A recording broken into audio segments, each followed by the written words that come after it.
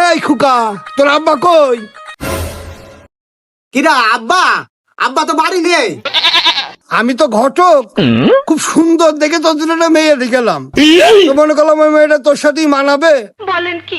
খালি তো তোর আব্বা বাড়ি নেই, তাহলে আর কি, তাহলে আমি গেলাম। ও চাচা, আব্বা বাড়ি আছে। আমি এমনি মিথ্যে কথা বললাম। আজকে আমাদের কিস্তির দিন তো, সমিতি এলা আসার কথা, ওই জন্যই আমি মিথ্যে কথা বলেছি। চাচা, আব্বা ওই দেখেন পলি, ওখানে পলি আছে। এই পাইছি শালা দুটা। আরে আসলে দেখি আজকে সম্পূর্ণ টাকা দেবেন আপনি। ভাই, বহু কষ্ট করে আপনারা কিন্তু ধরে শোনেন। চালিয়েছি। আপনি তো বুঝতে পারছেন আমি খুব কষ্টে আছি। আপনার সমিতির টাকাটা গুছাতে পারিনি।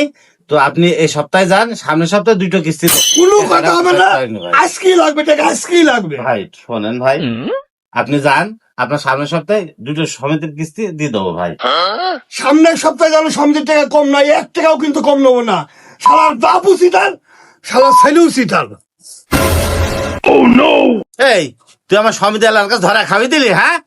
সবার ছেলে খাবি দাবি, কাল সাপ পড়ছি, হ্যাঁ? দেখ রাতিটা দেখ মন